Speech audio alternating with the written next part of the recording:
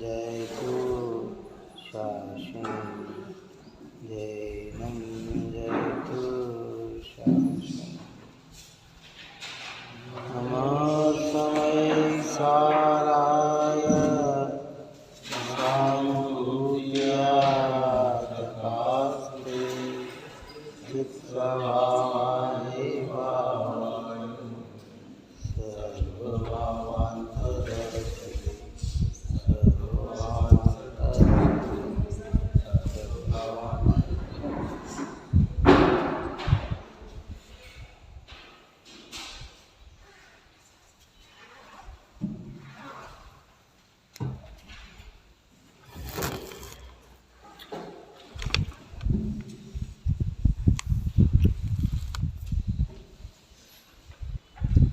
कल 181 नंबर का पूर्ण हुआ।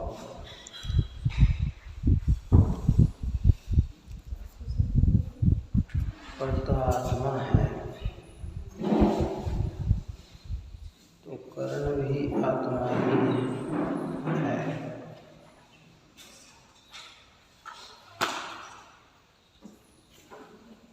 क्या कार्य करना है कि बंध और ज्ञान को भिन्न भिन्न करना है। इस कार्य का कर्ता आत्मा ही है और कर्ण भी बनेगा तो आत्मा ही बनेगा। आत्मा यानी ज्ञान, ज्ञान ही क्या बनेगा? कर्ण बनेगा। कर्ण यानी साधन।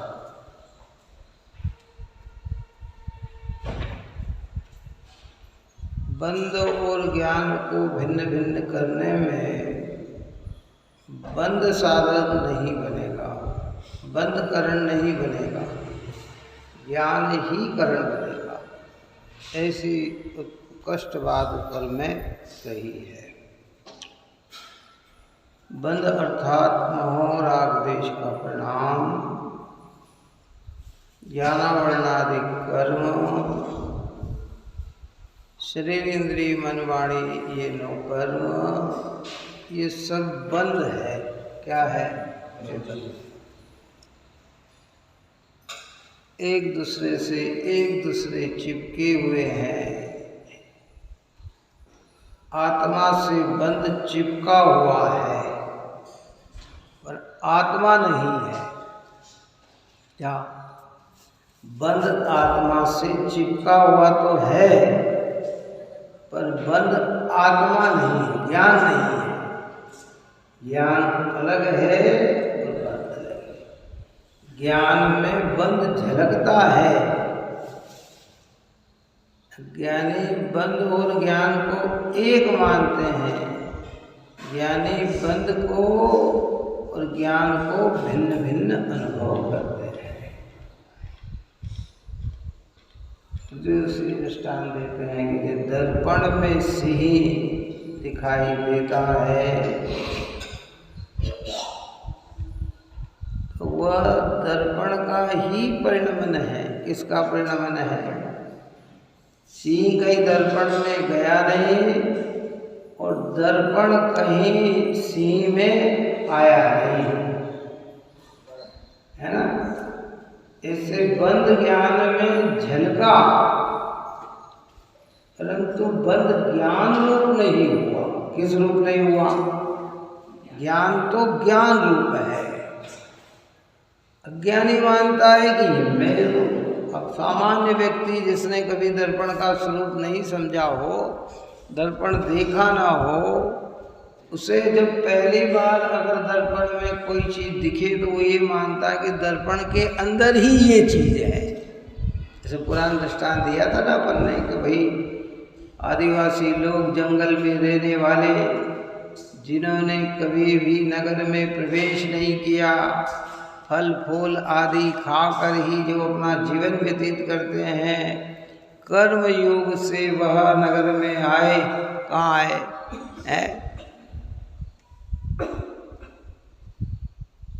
और वो टीवी में एकदम सिंह दिखे तो वो क्या समझता है कि सिंह कहाँ है? टीवी में है तो एकदम तीर निकाल के या भाला निकाल कर उसे, लेकिन धीरे धीरे उसकी समझ में आ जाता है कि भैया ये इसके अंदर नहीं है। ऐसे ये संयोग, ये नौकर्म, ये द्रव्य कर्म, ये भाव कर्म ज्ञान रूपी पर्दे पे झलकते हैं। काय पे झलक रहे हैं ये हमारे चैतन्य के पर्दे पे झलक रहे हैं।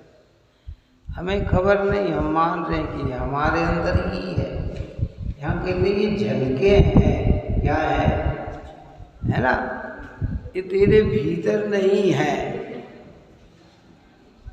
ये तेरे अंदर नहीं है, तो इन्हें जानता है तो इस रूप होता नहीं है। ऐसा भेद ज्ञान करके जब इसे भिन्न समझा जाता है तो अनादिकाल का मिथ्यात्व टूटता है।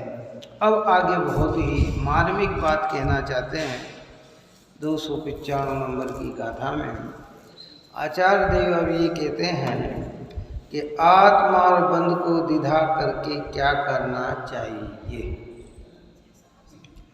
ऐसे प्रश्न होने पर उत्तर देते हैं क्या कि आत्मा और बंध को द्विधा करके क्या करना चाहिए, अलग अलग करके क्या करना चाहिए, अलग जान कर क्या करना चाहिए, है ना। ये हमने जान लिया कि ये राग है, ये ज्ञान है, ये बंध है, मैं आत्मा हूँ, है, भिन्न भिन्न जान लिया, भिन्न भिन्न समझ लिया। अब हमें क्या करना चाहिए, ऐसा क्या क्या क्या कार्य करें, है। उसके उत्तर स्वरूप में गाथा 295 नंबर की कहते हैं, देखिए हिंदी की गाथा। छेदन जीव बंध का जहाँ नियत निज निज चिन्ह से, वहाँ छोड़ना इस बंध को जीव ग्रहण करना शुद्ध को। छेदन होंगे जीव बंध का जहाँ नियत निज निज चिन्ह से।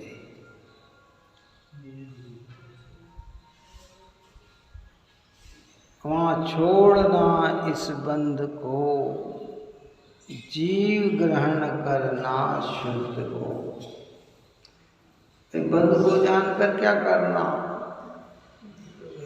ज्ञान में आ गया तो बंध को छोड़ना, छेदना। राग आत्मा नहीं है समझ में आया तो क्या करना, राग को छोड़ना। छोड़ना हो तो ही जिनवाणी कहती है कि तुमने वास्तविकता में राग और ज्ञान को भिन्न भिन्न जाना। जैसे जहर का और मिश्री का स्वभाव समझ में आ गया हो कि ये जहर है और ये मिश्री है। अब इसको हम कहा कि साहब हमने जान लिया कि ये जहर है और ये मिश्री है, तो अब जानकर जानना कब कहा जाएगा कि जब तुम जहर खाना छोड़ दो। कि हम जान रहे हैं कि जहर है और फिर भी खा रहे हैं, तो तुम्हारा वो जानना सच्चा कहाँ होगा, है। ये बात आचार्य हमसे कह रहे हैं कि तुमने कहा ना कि सब हमने जान लिया बंध का लक्षण रागादिक है, आकुलता है, आत्मा का लक्षण चैतन्य है, ये दोनों जुदा जुदा हैं, कि इतना जान लिया। अब जान के क्या करना, कि बंध को छेदो, बंध रूप परिणमित न हो, ज्ञान रूप ही परिणमित हो।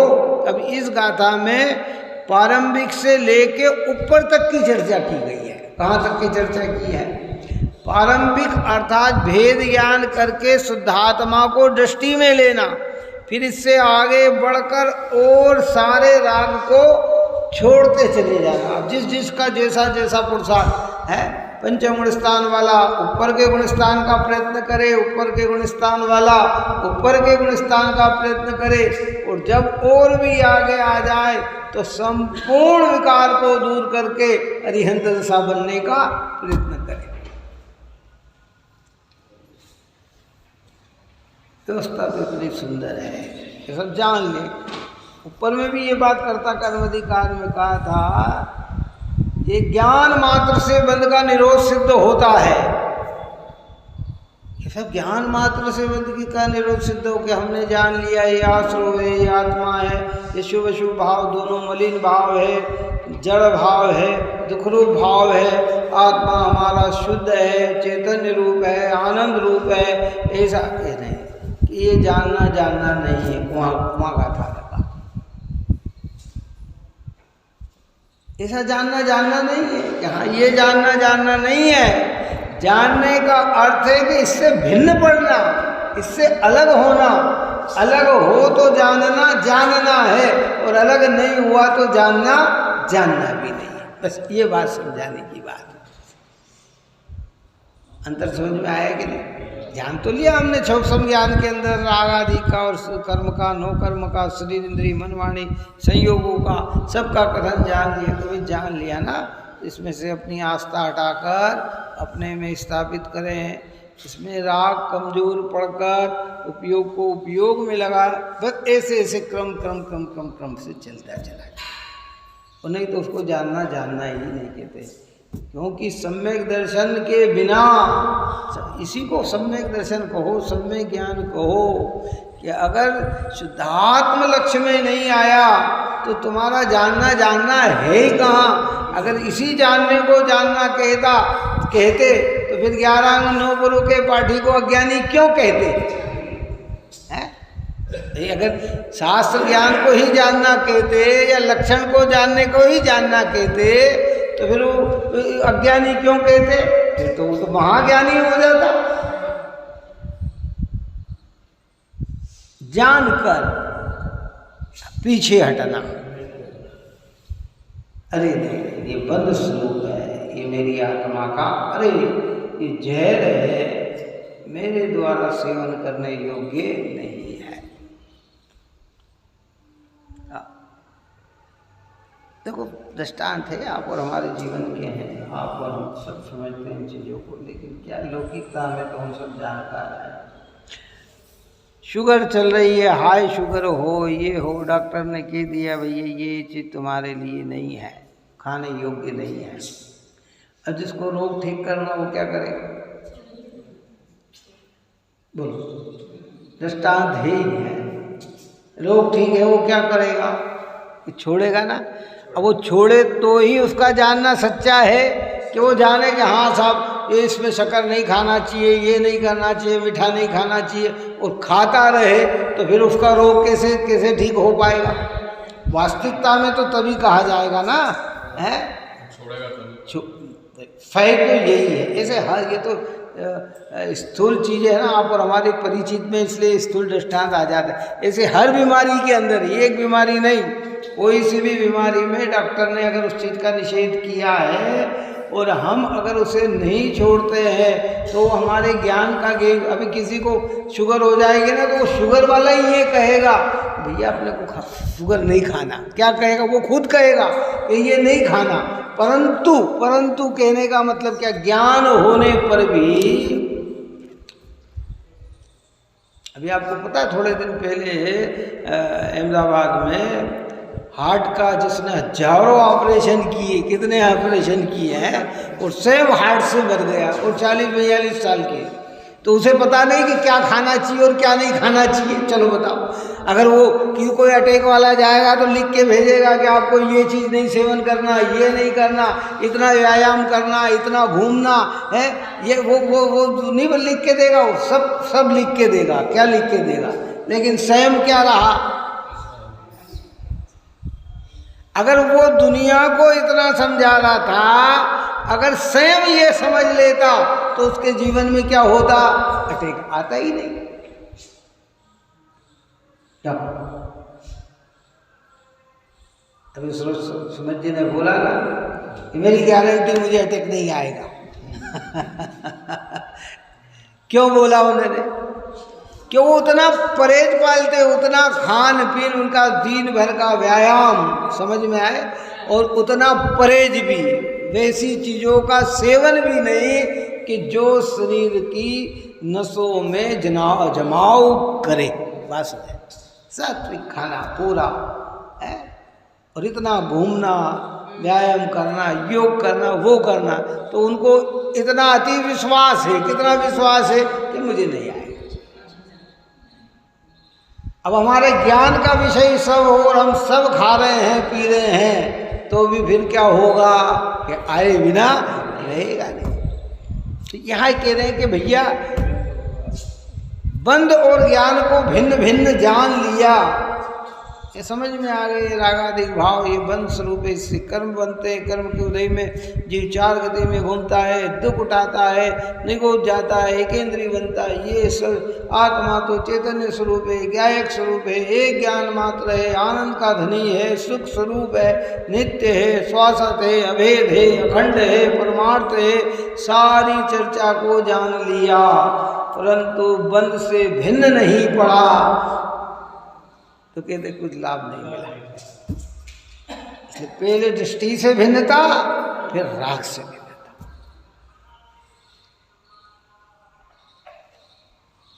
झेर जान लिया फिर भी सेवन कर रहे हैं तो भैया झेर मारण पे ही काम करेगा, क्योंकि प्रत्येक वस्तु अपने स्वभाव मात्र है।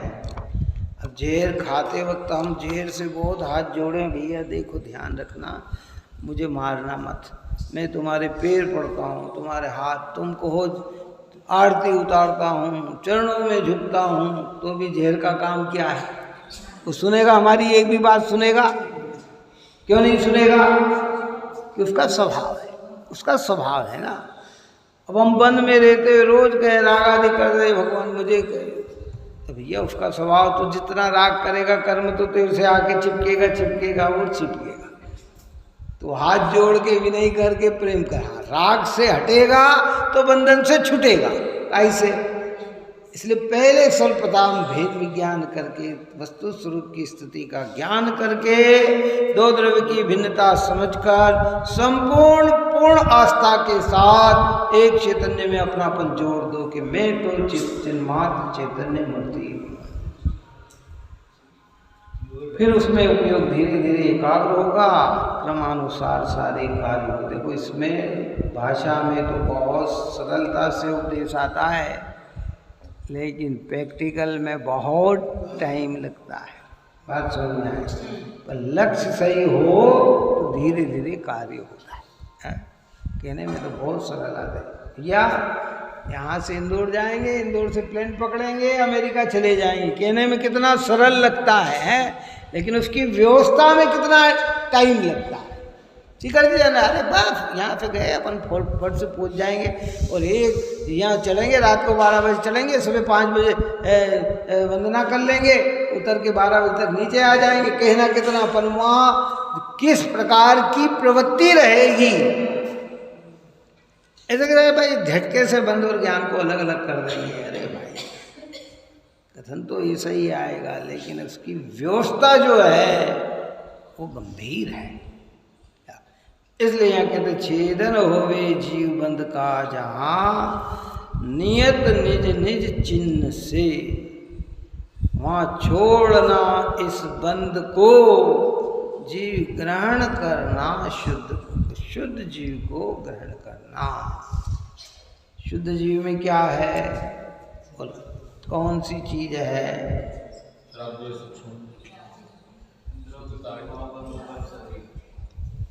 चैतन्य चैतन्य चैतन्य ही है, बस कुछ नहीं है उसके अंदर। नास्ति से देखो, अस्थि में नास्ति समाती है। जब शुद्ध जीव को ग्रहण करेगा तो राग देश छूट जाएगा। बात समझ में आए ना? और कहने में ऐसा आता है कि राग देश छोड़ना है। क्या कहते हैं? प्रेरणा कैसी दी जाती है? छोड़ने की। पर यहाँ कहते तूने ग्रहण किया तो क्या हुआ कि वो तो छूट ही गया ना। आत्मा की दृष्टि पड़ी कि अनात्मा दृष्टि से हट गया, आत्मा में दृष्टि पड़ी कि अनात्मा दृष्टि से हट गया। नहीं, मेरे अंदर तो चैतन्य के अलावा और कुछ भी नहीं है। सुख की प्राप्ति ही दुख का भाव है। दुख दूर करना ये नास्तिक कथन है, और सुख को प्राप्त कर लेना ही दुख का भाव है। क्या है बात समझ में आई? सुख को प्राप्त किया कि क्या हो गया? दुख का भाव हो गया। अव्यवहार कथन समझाना पड़ता है। दुख देखो भैया, अपने जन्म के दुख, मरण के दुख, जरा के दुख, रोग के दुख, भूख प्यास के दुख, शीत उष्णता के दुख, लड़ाई झगड़े के दुख, ये संसार के ये दुख, इन सब से दुख से छूटने के लिए यहाँ कहते एक चैतन्य को तो ग्रहण करेगा तो इन सब दुखों से क्या होगा? छूट जाएगा।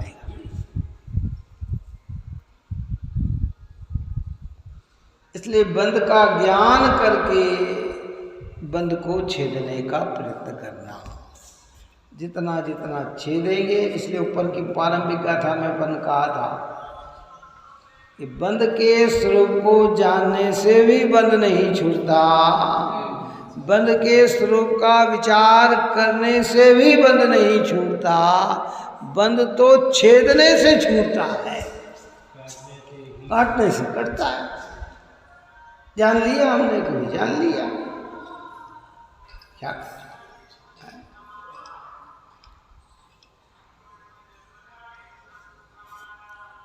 जेल में कैदी हो, हिंसा करके गया हो, डाका डाल के गया हो, चोरी करके गया हो, व्यभिचार करके गया हो, और जब उसे अपने बंधन का कारण ज्ञान में पकड़ में आ जाए, क्या कि मैं किन कारण बंधन में बंधा हूँ, किन कारण बंधन के मैंने गलत कार्य किए, अब उसे बंधन से छूटना है तो उसे वहाँ क्या करना? अपने जीवन में अब ऐसे गलत कार्य, अब वो जेल में रहकर भी लड़ाई करे, जेल में रहकर भी गंदे काम करे, तो बोलो वो जेल से बाहर आ सकता है क्या? कि नहीं आ सकता। अंदर के अंदर सजा उसकी क्या होगी? बढ़ती चले। और उसने अपना जीवन, कई लोगों को ऐसा होता आजीवन कारावास मिल जाती है, क्या है? मृत्यु, आजीवन कारावास हो जाता, लेकिन उसके व्यवहार से 10 साल में उसे क्या हो जाता है? छोड़ दिया जाता। अरे भैया ये आए बहुत शांत थे, किसी से लड़ाई नहीं झगड़ा, जो खाने को मिल गया सबसे प्रेम से बोलते थे, ये उसके व्यवहार को देखकर उसे क्या कि जो कार्य करके वो जेल में गया था वो कार्य वो वहाँ नहीं करता है, तो वो क्या हुआ? बंधन से छूट गया। ऐसे आप और हम जिन रागादिक से संसार में भटक रहे हैं, अब वो रागादिक न करें तो क्या होगा? कि हमारा संसार से छुटकारा होगा। और करते रहेंगे, अब जेल में भी कर रहा है तो फिर नहीं जेल, एक देह छोड़ी दूसरी देह, एक देह छोड़ी तीसरी देह, एक देह छोड़ी चौथी देह। कई लोगों की अज्ञानता तो ऐसी पड़ी हुई है, जैनी होकर भी भयंकर अज्ञानता में पया। अरे भैया इस संसार में मरते दम तक शांति नहीं मिलती है, जब मरेंगे तभी शांति मिलेगी। क्या कहते हैं? बात समझ में आई? कई लोग क्या कहते हैं, जब शमशान में जाएंगे ना तभी शांति हो। अरे तू शमशान में जाएगा तो शांति, तेरे देह शमशान में नहीं जाएगी नहीं, उसके पहले तो तू दूसरी देह धारण करके जन्म मरण चालू कर देगा भाई। बात समझ में आई कि नहीं? लेकिन उन्हें जिन सिद्धांत का ज्ञान नहीं है ना, तो वो क्या कहते हैं, भैया देखो संसार में तो हमें कहीं शांति नहीं मिली, दिन रात घर के कार्य बाहर के कार्य है, अब जब मरेंगे तब शांति मिलेगी। भैया मरने पर शांति मिलती कहाँ है? मरना ही ना हो वहाँ शांति है। और वो अज्ञानियों की अन्य मतों की मान्यता ले आते हैं, क्या करें बेचारे। मरने पर वो सोचते हैं कि वैकुंठ चले जाएंगे, भगवान में समा जाएंगे तो शांति होगी। भगवान ने हमें संसार में हमें दुख भोगने के लिए भेजा है, जब भगवान हम में समा लेंगे तो हमें शांति मिल जाएगी। जैनियों के वचन कह रहा हूँ, अजैनों की तो बहुत बड़ी है, क्योंकि अजैनों के संपर्क में जैनी भी अजैन हो गया। आप पता ही नहीं लोगों को क्या गृहीत मिथ्यात्व होता है ना, क्या गृहीत मिथ्यात्व होता है। तो हमारे भाग्य खुल गए भैया, क्या कहें, शब्द हमारे पास सीमित है, इतना जबरदस्त पुण्य का उदय पका है। तो किन्हें खबर है इन बातों की भाई, कहाँ समझे। और ये अद्भुत शास्त्र आचार्य कुंद कुंद की अद्भुत कृति। गुरुदेव तो कहते हैं कि अरे क्या महिमा गाई इस ग्रंथ की, क्या जो हमें पेनी दृष्टि देता है, एक चैतन्य को एक तरफ, बाकी सबको एक तरफ। पता ही नहीं है ना जी, क्या करें बेचारे। बचपन से संस्कार वैसे पाए, वही संस्कार वैसे पाएंगे, वही संस्कार वैसे। इसलिए मैंने पहले भी कहा था कि उस शमशान का नाम भी मुक्ति धाम रख दिया। पहले क्या नाम था? मसान। मसान से हुआ शमशान, शमशान से अब हो गया मुक्ति धाम। तो मुक्ति धाम भाई, वहाँ जाने पर ही मुक्ति होगी। अरे अच्छा, शमशान में, मसान में ले जाने वाला जड़ है कि चेतन? जिसको मसान में ले जाया वो तो जड़ है। बात समझ, चेतन तो घर तक ही था। कहाँ तक था? वो निकल गया तो ही तो मसान में ले गए उसको, है? अब वो तो वहाँ तो जड़ जाएगा। अब वो, इसकी मुक्ति तो पहले ही हो गई, ये तो निकल गए यहाँ से, है? क्या करे बेचारे। इसलिए अनंत और सिद्धों के स्वरूप में ये गृहित मान्यता टूट जाती है भाई कि क्या कहाँ इन चक्रों में जीव उलझे हैं। देखो क्या कहते हैं, इस प्रकार गाथार्थ जीव और मन अपने निश्चित स्वलक्षणों से छेदे जाते हैं।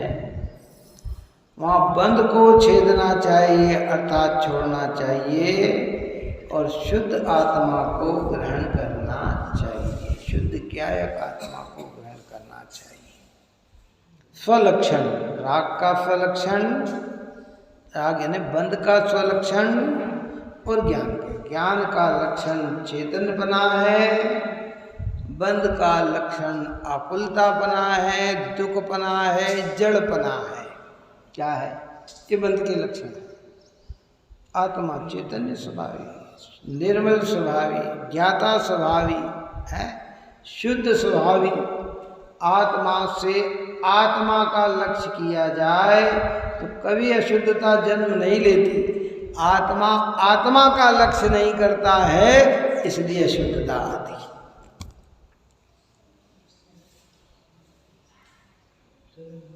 बताओ,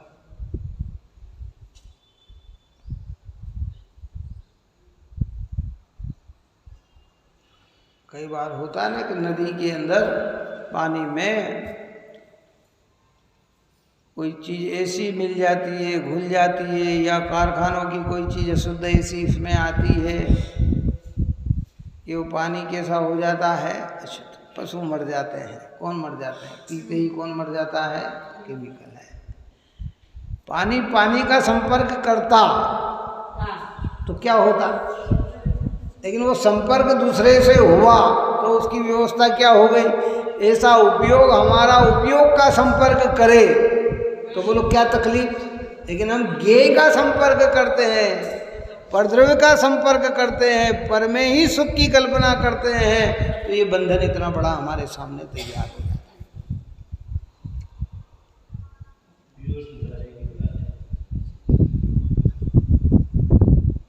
इसलिए धीरे धीरे धीरे इन चीज़ों को समझें। प्रारंभिक भूमिका व्यवहारिकता से प्रारंभ होती है, लेकिन व्यवहारिकता ही लक्ष्य नहीं होता है। सदाचार से प्रारंभ होती है, लेकिन सदाचार ही लक्ष्य नहीं होता है। न्यायिकता से प्रारंभ होती है, लेकिन न्यायिकता ही लक्ष्य नहीं होता है। लक्ष्य एक शुद्ध आत्मा। एक व्यक्ति बहुत ईमानदारी से वो बाहर के कार्य कर, बिल्कुल बेईमानी नहीं करता, झूठ नहीं बोलता, किसी को सताता नहीं है, ये व्यवहारिकता में बहुत प्रशंसनीय तो होता है।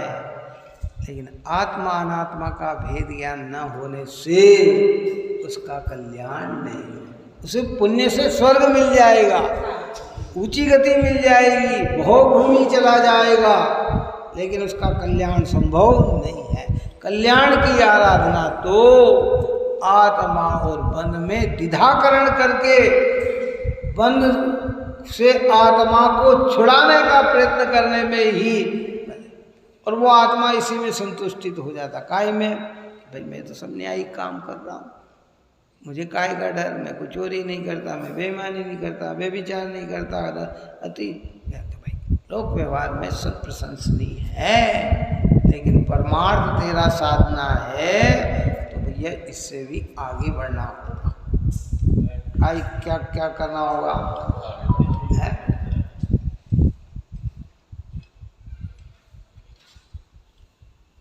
इसलिए क्रम पहले मिथ्यात्व का नाश, फिर पापों का नाश, विषयों का नाश।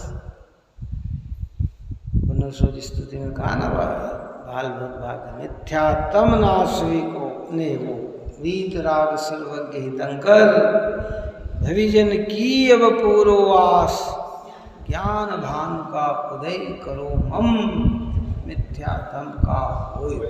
सबसे पहली लाइन में फिर जीवों की हम करुणा पाले, झूठ वचन नहीं कहे कदा, वर्धन करुणा हरहूं स्वामी ब्रह्मचर्य व्रत रखे सदा, तृष्णा लोभ बढ़े न हमारा, तोष सुधा ने तोष यानी संतोष, तोष सुधा संतोष को क्या नाम दिया? अमृत के समान है। हमारे भगवान महावीर की 11 शिक्षा में एक संतोषी सदा सुखी क्या लिखा? व्यवहार संतोष व्यवहार आकुलता को कम करता है और भीतर की संतोषता अतीन्द्रिय आनंद को जन्म देती है। काय में? व्यवहार में संतोष। ठीक है भाई, कोई बात नहीं, अपने अपने प्रमाण सबको मिलेगा, मुझे भी मिलेगा, अन्य को मिलेगा। कबीरदास तो कहता है कि कीटी चीटी को कर्ण और हाथी को मण अपने भाग्य से ही मिलता है। किसको? चीटी को अगर कर्ण भी मिलेगा तो किसके भाग्य से? उसके भाग्य से मिलेगा। और हाथी को मण मिलता है। कितना मिलता है? मण भर है। हम घबरा जाते हैं, कौन खिलाएगा इस हाथी को? पर भाई वो भी तो उसका पुण्य लेके आया है ना, उसके पुण्य से उसकी भी व्यवस्था बनती है। कितनी बनती है? उतनी बनती है।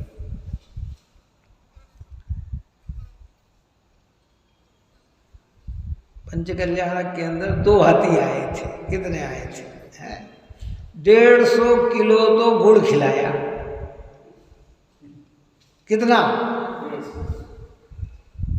150 120 किलो है। और इतना आटा, तो अब उसके भाग्य से ही उसको मिला ना। किसके भाग्य से मिला है? हमको इतना, अरे भाई उसका पूर्व में ऐसे ही बना होगा क्या? आप है ना, भोजन करके भी कहते नहीं मुझे तृप्ति नहीं मिली ना, मेरा पेट नहीं भराया, तो तू ऐसे ही पेट का आदमी हो जाएगा जाके। कैसा बात समझ में है कि नहीं? कि तेरी इतनी खुराक हो जाएगी ढेर सारी। कई लोग खाना खाते हैं ना और पेट में अब जगह नहीं है, लेकिन उनका तो वो सोचते हैं अपना पेट और बड़ा होता तो अच्छा, और बड़ा होता तो अच्छा, कि तेरा पेट ऐसा हो जाएगा जाके। बात ही समझ में नहीं आई है? એટલે संतोष, पेट भरा गया ना, मन में संतोष, न भराए तो संतोष, भर गया तो संतोष। क्या करे जी? अधिक खाने की चाह नहीं रखना। लिमिट ठीक है। ये तो अनंत अनादिकाल से आज तक इतना खाया कि कभी है। जुगल जी की पूजा एक एक लाइन आनंद है। अब तक अनगित जड़ द्रव्यों से प्रभु भूख न मेरी शांत हुई, तृष्णा की खाई खूब भरी, पर रिक्त रही वह रिक्त रही। युग युग से इच्छा सागर में प्रभु गोते खाता आया हूँ, पंचेंद्री मन के सट रस तज अनुपम रस पीने आया। हे भगवान, अब मैं वो अनुपम रस पीने आया हूँ है, जो 5 इंद्रिय और मन के सट रस है उन्हें निगलेक्ट करके आपके सामने आया है। अब तक अनगित जड़ द्रव्यों से कितने कितने कितने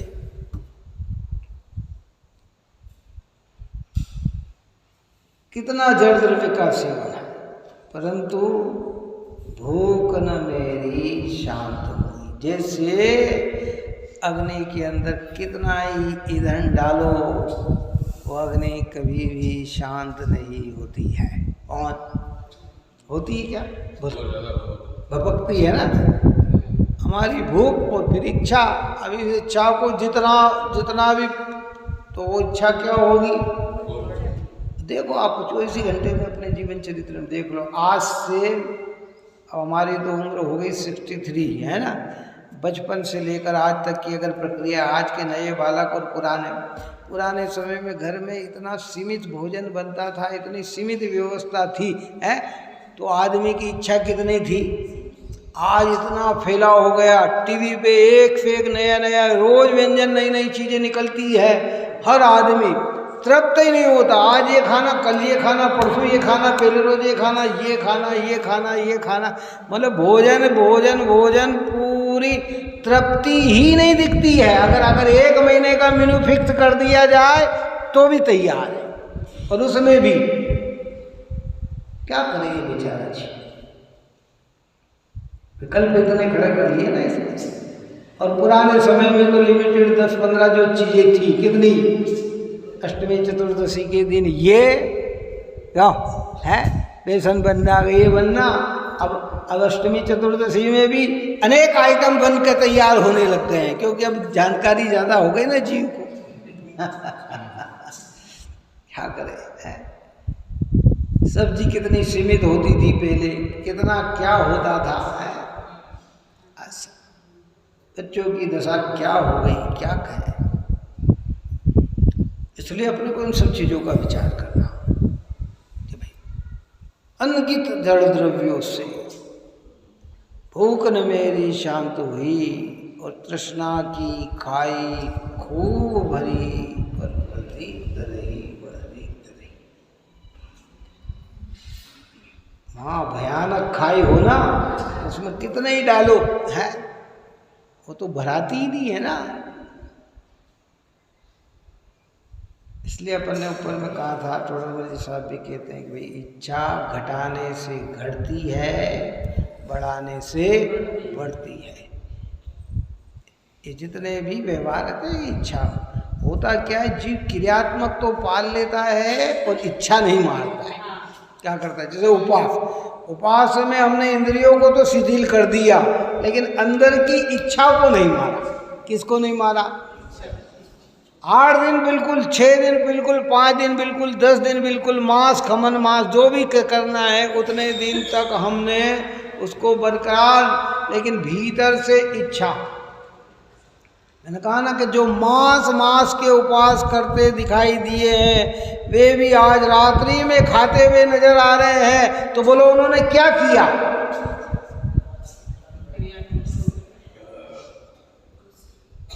10 दिन के उपवास कर रहे हैं, फिर भी रात में खाते दिख रहे हैं। इसका मतलब क्या किया? इच्छा को मारा कि इंद्रियों को कमजोर किया? इंद्रियों को कमजोर किया। एक बार इच्छा खत्म हो गई तो फिर क्या? एक व्यक्ति बच्चा है ना, रात्रि में खाता था, रात में नहीं खा, नहीं था, मैं तो इसके बिना रह नहीं सकता। नहीं खाना बेटा, नहीं खाना, ये पाप लगता है। देखो इसके अंदर जीव मरते हैं। ऐसा क्या? हाँ, इससे अपना बोध ऐसा। मैं कोशिश करता हूँ, कल नहीं खाऊंगा, फिर थोड़ी सी तकलीफ पड़ी, फिर नहीं खाऊंगा। 10 दिन तक नहीं खाए तो फिर 11वें दिन क्या होगा? खत्म हो जाएगा ना, भाव ही नहीं आएंगे ना उसके, क्योंकि अब उसकी आदत हो गई ना इस चीज़ों के लेने की। तो जिसने महीने और 10-10 दिन के उपवास कर लिए हैं, वो 10 घंटे 12 घंटे तक न खाए तो क्या उसके शरीर में फर्क पड़ सकता है?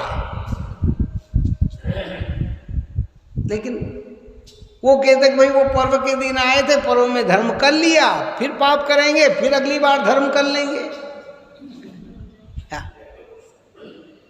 अज्ञानता तो ऐसी भारी पड़ती। यहाँ कहते कि नहीं भाई, तृष्णा की खाई खूब भरी, पर रिक्त रही वह रिक्त रही। देखो कितनी लंबी बात कहते हैं युगल जी कि युग युग से इच्छा सागर में प्रभु गोते खाता आया। ये इस पर्याय में नहीं हमने डाल लिए, युग युग से, अनंत काल से यही कार्य कर रहे हैं। इच्छा रूपी सागर में गोते खाते चले जा रहे हैं। युग युग से इच्छा सागर में प्रभु गोते खाता आया हूँ।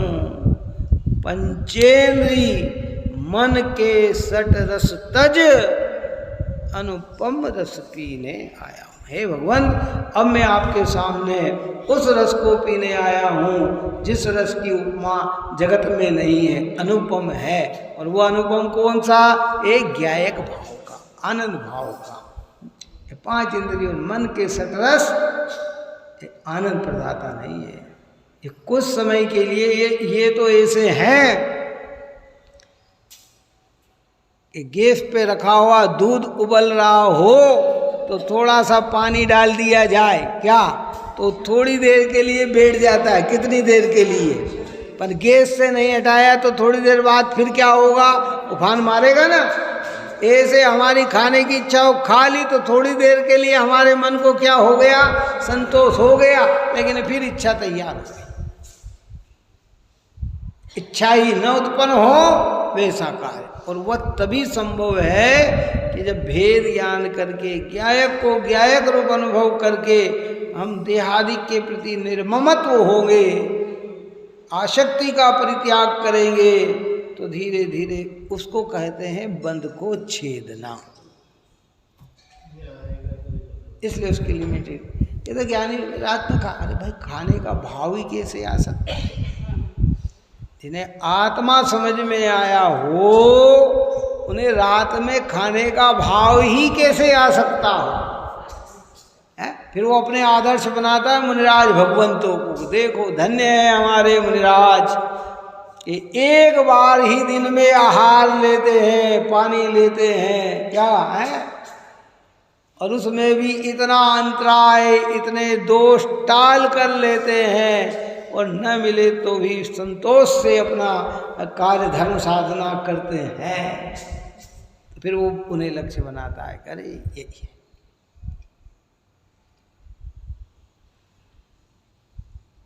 पहले रात्रि छूटे, फिर दिन में भी फिर मर्यादा बन जाए, कितनी बन जाए है, ये नहीं, इससे ज़्यादा नहीं, फिर कितने इससे, फिर 2 टाइम, फिर 1 टाइम, क्या। पर वो अंतर की बात है, धीरे धीरे, एक साथ नहीं समझना। उपदेश में तो 1 घंटे में पूरी फिल्म आ जाएगी, लेकिन प्रवृत्ति में उसे भी समझना कि हाँ बात तो यही है, सत्य तो यही है। हम रात में खाते नहीं है, लेकिन रात के विकल्प का परित्याग भी नहीं कर पाए। समझ में आ रही बात के नहीं? क्यों नहीं कर रहे? खाएंगे, लोग क्या कहेंगे, समाज क्या कहेगी, देश क्या कहेगा, फलाना क्या कहेगा। अरे क्या भाई, तेरे इतना पावर आ जाना चाहिए जैसे मुनिराज को एक बार आहार के इतना तक लिखा है कि आज आहार नहीं मिला तो अब कल आहार का विकल्प आएगा। कितना विकल्प आएगा? विकल्प भी कब आएगा? इसके अंदर का पावर इतना हो गया ना। अच्छा चलो, 1 दिन आहार नहीं मिला, 2 दिन आहार नहीं मिला, 3 दिन आहार नहीं मिला, अब मेरे को 3 दिन हो गए आहार नहीं मिला, आहार नहीं मिला, आहार नहीं मिला, ये विकल्प ही करते रहे तो ये आर्त ध्यान है कि क्या है? बोलो क्या है ये? क्या है ये? उन्हें रात को आते ही थे, तो मस्त है, अपने स्वरूप में आनंद भोगते हैं। दूसरे समय में दूसरे दिन लगा, समय पे विकल्प आया, आहार के लिए निकल गए, योग मिला तो कर लिया, नहीं तो फिर संतोष का भाव धारण करते हैं। विकल्प नहीं आया तो 6 महीने तक नहीं आया है, नहीं आया, वो अपने ऊपर निर्धारित है। पावर हो नहीं भी आए कोई बात नहीं, आ जाए तो उसमें प्रवृत्ति करते हैं।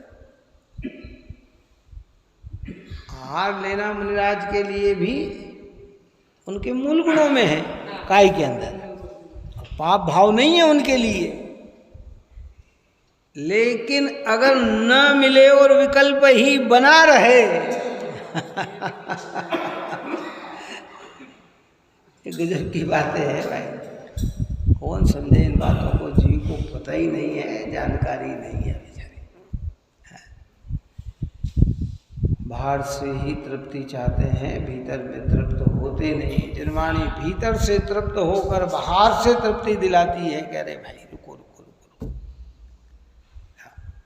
इसलिए तो कहते हैं रोज प्रतिदिन आप और हमें ढाई दीप में जितने भी विचरण करने वाले भावलिंगी संत, आत्मानुभूति पुरुष संत, आचार्य उपाध्याय साधु की श्रेणी में आने वाले संत, अर्जी का, एलक जी, छुल्लक जी, छुल्ली का है, अपने दर्शन प्रतिमा से लेके उद्दिष्ट आहार त्याग प्रतिमाधारी सारे ज्ञानी धर्मात्मा पुरुष सबका स्मरण करते हुए ये भावना भाए इन निरंतराय आहार हो। जगत का कोई व्यक्ति भूखा प्यासा दिनहीन न रहे, लेकिन आत्म कल्याण करना होगा तो क्या करना पड़ेगा?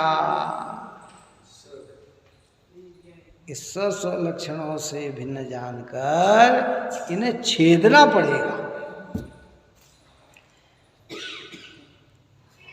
हुआ फिर आपने तो बहुत अच्छा बात बता दी कि भाव ही कर लें। अरे कि भाई भाव ही करना, और जहाँ भाव के साथ साथ प्रक्रिया हो वहाँ प्रक्रिया में भी रहना। बात ही समझ में नहीं आई। भाव है, भाव करना ना हो प्रक्रिया रहना।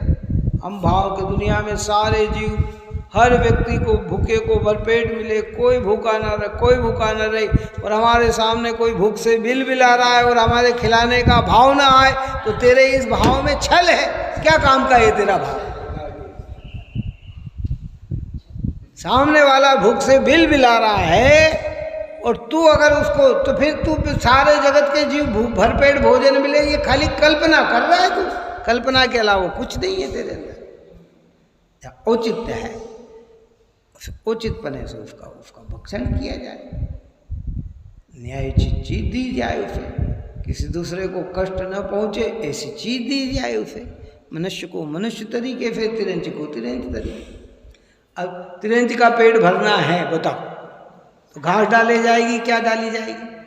गाय को आप कितनी रोटी खिला सकते हैं? एक रोटी दो तो पेट भरा जाएगा। उसके लिए घास, हम सोचे साहब एक एक घास में एक एक पत्ती में जीव होते हैं, कितने जीवों का। अरे भाई उसको उसी तरह के न्यायोचित ऐसी घास मत खिलाओ जिसमें स्पष्ट जीव दिखाई देते हो, बात समझ में आए। लेकिन जो चीज़ उसके लिए है वो उसकी व्यवस्था है। फल है तो फल खिलाओ उसको, है। अब उसे अन्य को है, मांस नहीं खिलाया जा सकता किसी को, है। बात नहीं समझ में? वो तो हमारे दीवान अमरचंद जी का दृष्टांत है ही कि नहीं? मांस खाना है तो मैं पड़ा हूँ और तेरी भूख मिटानी है तो भाई जलेबी खा लेगी, है। और नहीं तो मैं खड़ा हूँ, मैं दूसरे का हत्या करके तो तुझे भोजन नहीं करा सकता, दूसरे के प्राण हरण करके तो तेरा जीवन नहीं, तेरी भूख नहीं मिटा सकता, है। अगर तुझे चाहिए तो ये मैं खड़ा हूँ, है। लेकिन ऐसे भी योग बने, ऐसे भी प्रबलता आई, है। यही तो दृष्टांत जीवन में मिलने को मिला कि सिंह की पर्याय में सिंह भी समझ गया। ये लोग आते हैं ना हमारे, देखो अंतिम बात की पूर्ण करता हूँ, नहीं साहब हम तो रात में ही खाएंगे ना, आलू ही खाएंगे ना, ये ही खाएंगे, तो वहाँ ये दृष्टांत घटित करना कौन सा कि भैया खाना हो तो दूध रबड़ी पी लो, बात समझ में आई ना, फल फ्रूट खा लो, है, और नहीं तो फिर जय जिनेंद्र।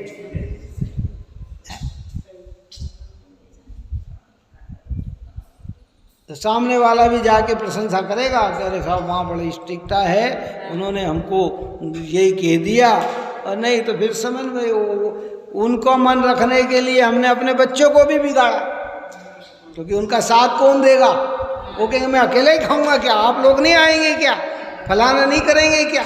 और फिर वो बच्चे कहेंगे कि साहब वो आए थे तब तो आपने खिला दिया और हमको लग रही है और आप ये तो फिर इसलिए पहले से ही सावधान है कि नहीं ये प्रक्रिया नहीं है, क्या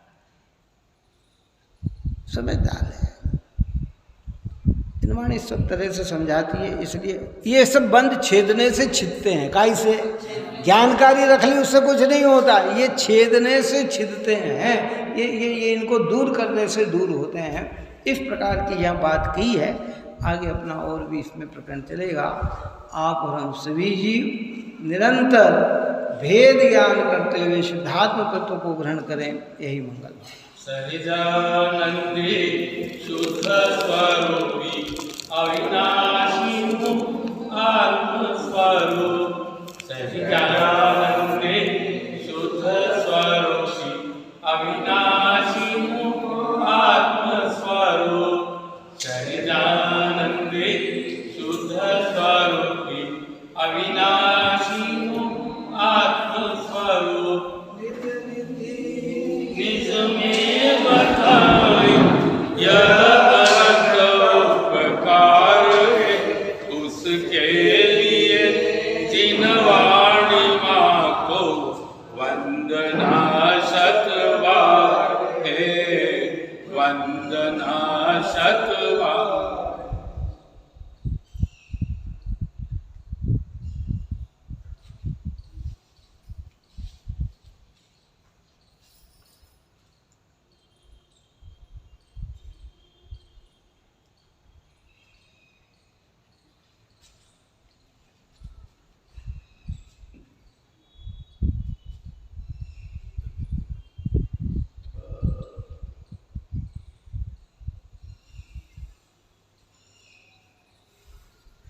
या वाणी के ज्ञान से सूझे लोकालो, सो वाणी